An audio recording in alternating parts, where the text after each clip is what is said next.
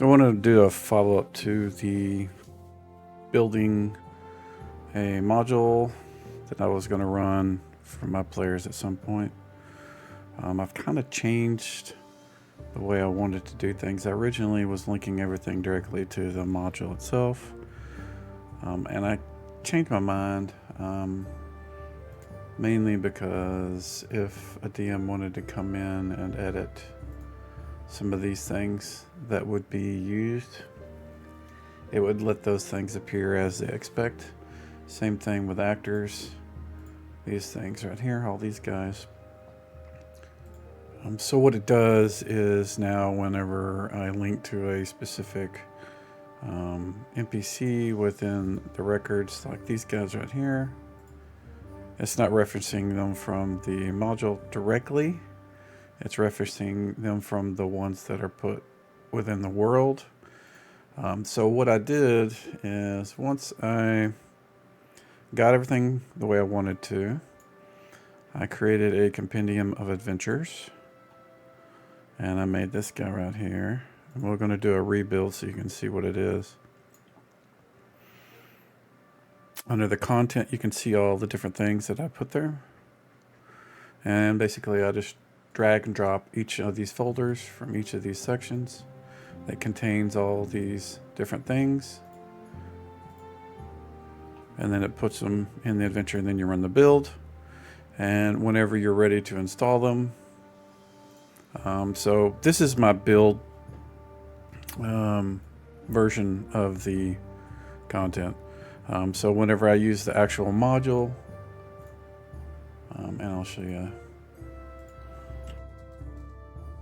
So when I use this in my actual campaign, I will bring up this adventures part of the compendium, click on that, and then do import adventure.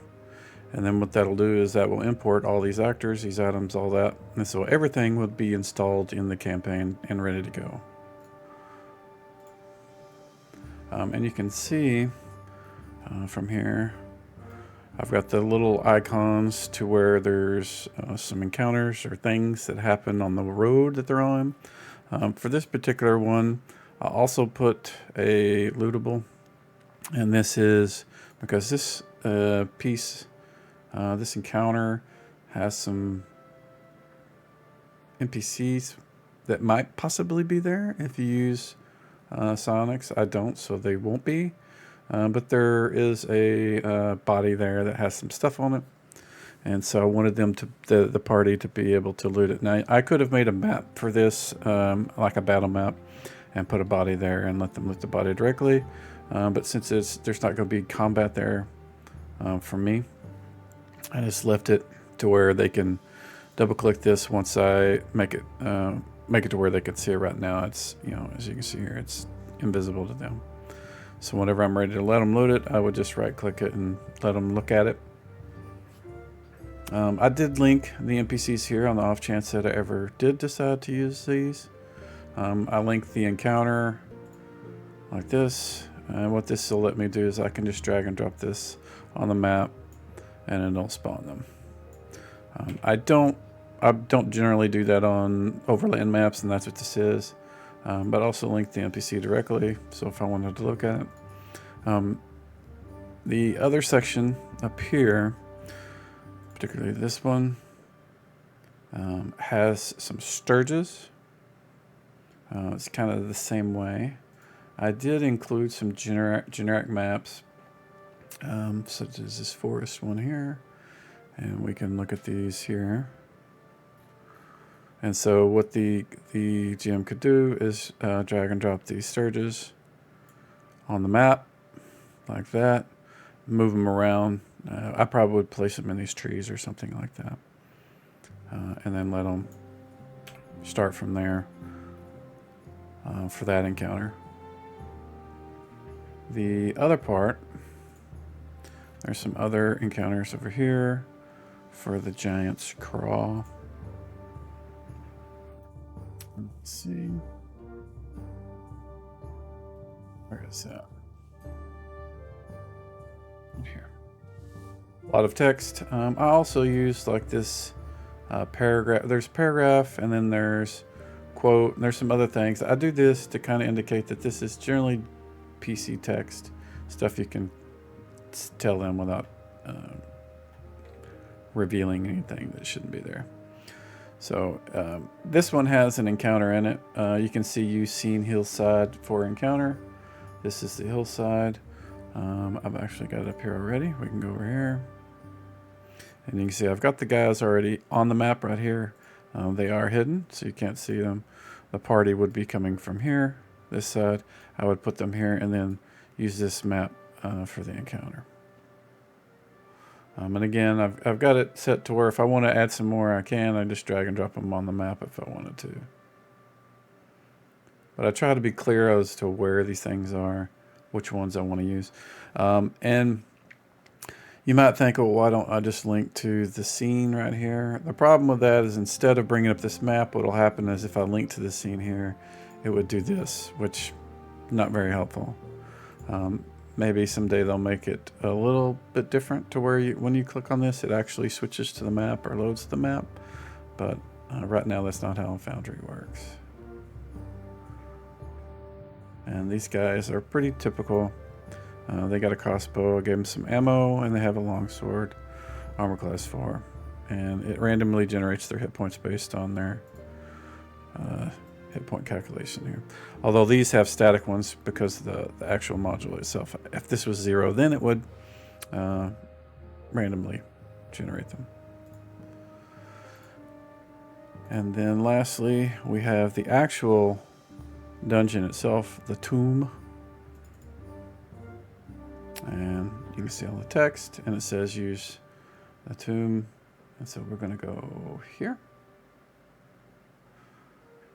You can see that's the edit version where you can edit, change it. And what we want to do is go to here.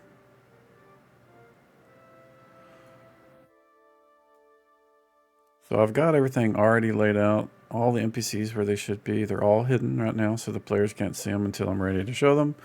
Each one of these books is a specific area, so you notice if you click on it, it's going to change that entrance, give you all the details. A lot of other stuff here.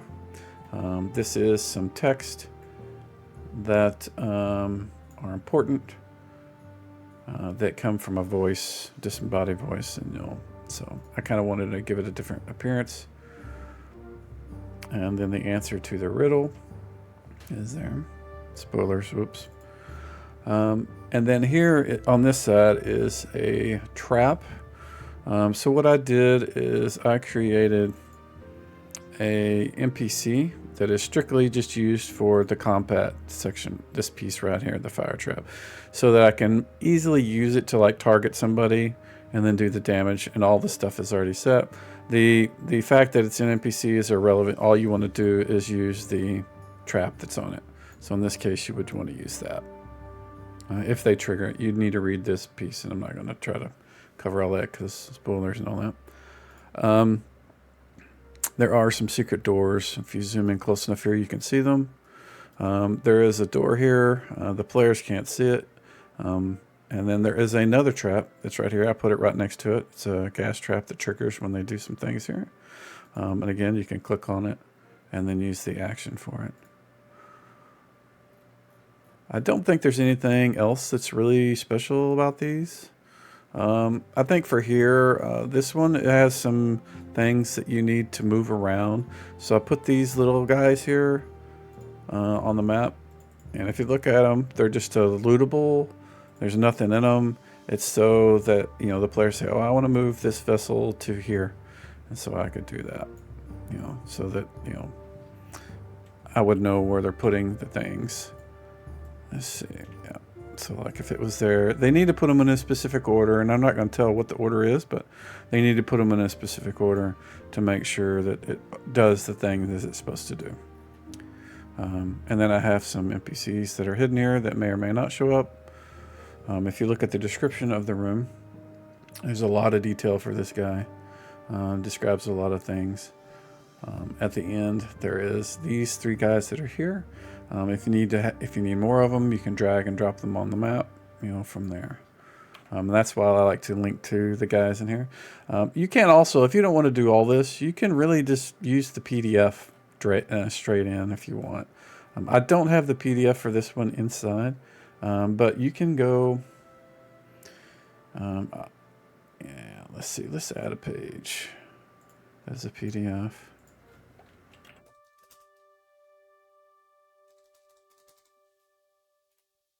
And then what you would do is you would navigate to where that was. And I probably don't have it handy. So what I'm going to do is I'm just going to link to something so I can show you what it looks like. So this is what the document looks like. We're going to save it and close it. And then when we go all the way down here where it actually is, you can see now the PDF is here. I'll have to change the width and view and things.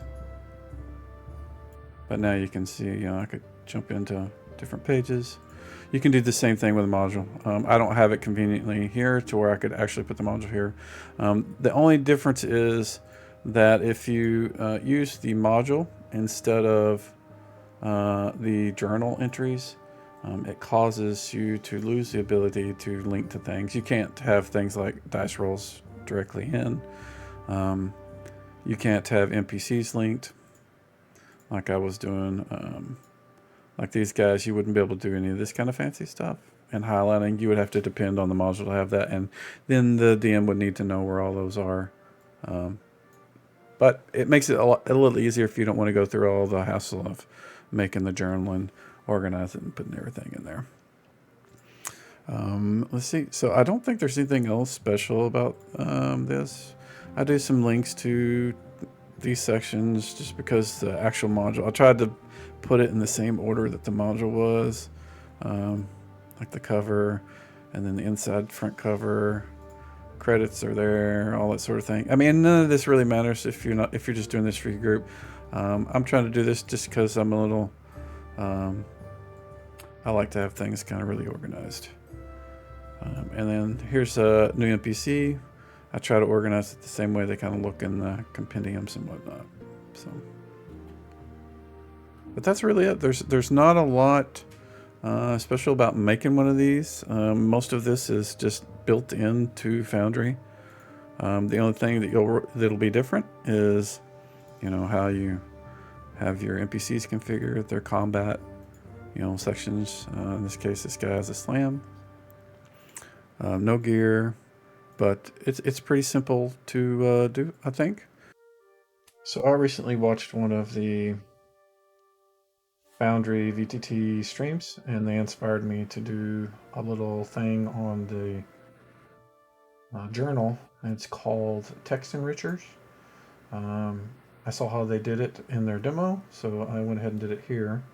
You can see now that they use the scene is linked. Now I'd mentioned that I wanted this to open up in a mode instead of bringing up the config like it does by default. So what this will do now is bring up the map. Since we're already here, it's just going to say, hey, it's already loaded, not going to work. But we can go to this one. It has another one here, and when I click it, it'll bring up the view. So now this can be linked. This information is going to be in the next version of the rule set released, and it will be in the documentation that is included in the rule set. So at the very bottom there'll be something called Journals, and you can see how to do it. It's very simple. This is the text of it, and then you put the ID of it there. Also, to get the ID, it's not too difficult. You go to the scene, and you'll configure it, and then here's this little button. If you click that, it copies the ID, and that's what you need for the piece here that you're going to put in your journal. And you can look at this for more detail. I'm not going to spend a lot of time on it, but you can also do this command here in chat, and it'll do the same thing. But the main purpose of it is to be able to bring up whichever one is there, so it's a little bit easier for the DM. I also kind of changed the way the linking works. So you notice it's a little blue thing and not a giant gray box. Makes it a little easier on the eyes when you're looking at the text. So I may change the color, but I like the way it's looking otherwise.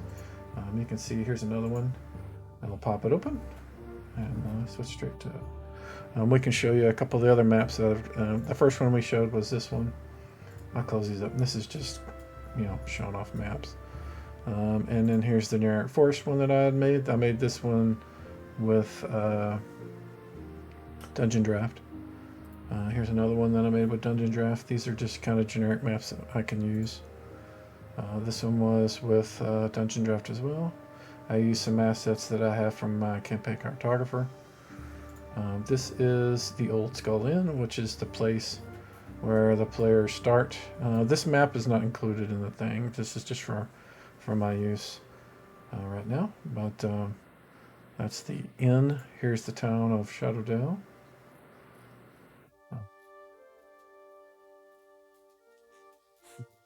And all the little buildings. If you guys have any questions on how to do something like this, or if you have problems with NPCs, what specifics do you have? What would help you as a video tutorial? Let me know, and I'll try to get that done. And if you subscribe, you'll be able to see all the new videos that come up. And I would highly recommend watching my live games that I record to kind of see how I use the system and how it works in play.